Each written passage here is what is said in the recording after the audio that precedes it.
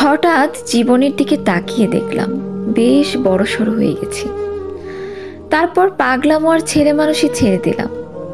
এখন আর কান্নায় আমাকে মানায় না, খুব বাজে দেখায়। কেউ ভুল বুঝলে অনার্গল কথা বলে তার ভুল ভাঙাতে ইচ্ছে করে না। নিজের ভেতরে কষ্টের পাহাড় জমে গেলেও কাউকে কিচ্ছু জানাতে ইচ্ছে করে না। এখন আর কারো সঙ্গ পেতে অনাথ শিশুটির মতো কারো ধারে দাঁড়িয়ে থাকি না। সময় মানুষকে বদলে দেয়, আঘাত মানুষকে পরিবর্তন করে। এখন আর মানুষের কাছে কোনো প্রত্যাশা রাখি না। নিজেকে নিয়ে এই তো বেশ আছি। অফিসের খাতায় নিয়মিত হাজিরা দিচ্ছি।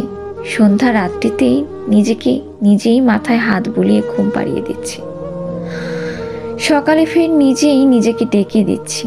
এই তো দারুণ আছি ব্যক্তিগত পৃথিবীতে। কখনো একা লাগলে কোনো সমুদ্র সৈকতে একটানা 4-5 ঘন্টা বসে থাকছি। সম্ভব না হলে ওয়ার্ডরোব থেকে সুনীল গঙ্গোপাধ্যায়ের বই বের করে পড়ছি। এখন আর মানুষের দেওয়া কষ্ট আমাকে ভাঙতে পারে না। তার কারণ হতে পারে মানুষের উপর কোনো প্রত্যাশা নেই আমার।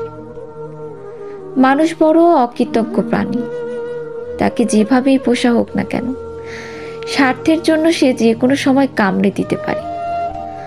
পত্রিকায় প্রায়ই উঠে আসে অদ্ভুত সব প্রাণী পোষ মেনে তার মালিকের কাছে থেকে গেছে। আবার এটা উঠে আসে 25 বছরের গল্প রেখে চলে গেছে মানুষ। আমি কোন মানুষকে বিশ্বাস করব? আমি আমার জীবনের দূর সময়গুলো এভাবেই কাটিয়েছি। যখন কেউ মোটিভেট করতে আসতো তখন বস্তা পচা বক্তব্য মনে হতো। কখনো আমাকে কেউ বলতে আসলে কথার দোকান খুলে বসতো। আমি মাথা নিচু করে শুনতাম। কেউ কেউ অসহায়ত্বের মজা নিয়েছে। আমি জানতাম প্রতিবাদ করার সময় হয়নি। এখন আমার অনেক কথা শোনার সময়। আমাকে লোকে কথা শোনাবেই।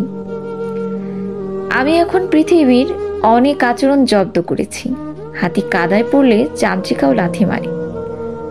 সময় শিক্ষাগুরু হয়ে শিখিয়েছে হোঁচট খেয়ে পড়ে গেলে কেউ হাত তুলে ওঠাবে না। তাই এখন চুপচাপ থাকি।